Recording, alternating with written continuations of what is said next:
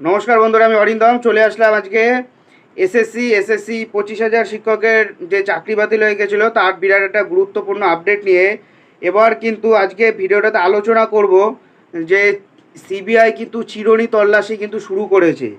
অযোগ্য প্রার্থীদের কিন্তু ডাক পড়ছে এবং সিবিআই তাদের কি টাইপের কোশ্চেন করছে আজকে A to Z আলোচনা করবো। সো ভিডিওটা কন্টিনিউ করুন। অবশেষে এসএসসি মামলায় অযোগ্য শিক্ষকদের ডাকতে শুরু করলো সিবিআই। স্বস্তির একটু খবর যোগ্যদের। গত 2-3 সপ্তাহ ধরে এসএসসি মামলা তথা ডব্লিউবিএসএসসি স্ক্যাম নিয়ে উত্তেজনা ছড়িয়ে রয়েছে রাজ্য তথা সারা দেশে। আর এই শিক্ষক নিয়োগ দুর্নীতিকে হাতিয়ার করে বিরোধীরা নির্বাচনী প্রচার চালাচ্ছে। আর এই মামলায় ইতিমধ্যে কলকাতা হাইকোর্টের নির্দেশে 2016 সালে নিয়োগে প্রায় 26,000 জনকে বাতিল করে দেওয়া হয়েছে। সঙ্গে বেতনের পুরো টাকাটা ফেরত দিতে বলে দিয়েছিল উচ্চ আদালত।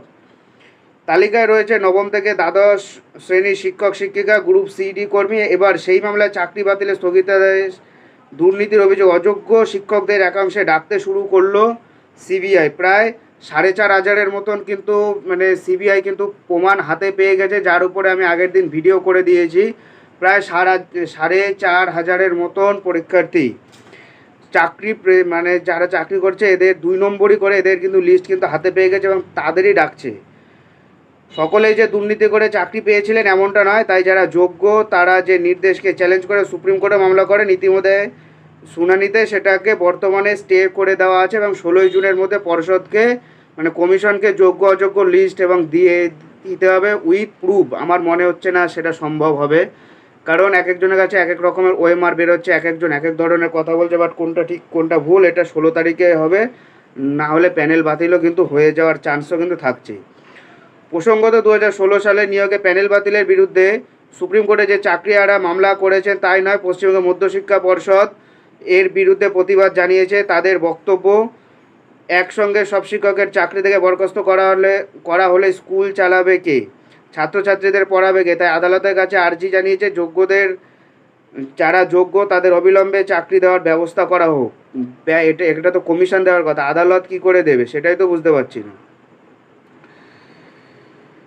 ইতিমধ্যে রিপোর্ট মারফত স্কুল সার্ভিস কমিশনের যোগ্য অযোগ্যদের সংখ্যা নির্দিষ্ট করেছে। কোর্টের কাছে বলা আছে 2016 সালে নিয়োগের ডব্লিউবিএসএসসি 2016 সালে মোট 4,500 জন, কোর্টে বলেছিল লোকে প্রায় 8,861 জন, বাট এখনও পর্যন্ত নথি সিবিআই পেয়েছে 4,500-এর মতন।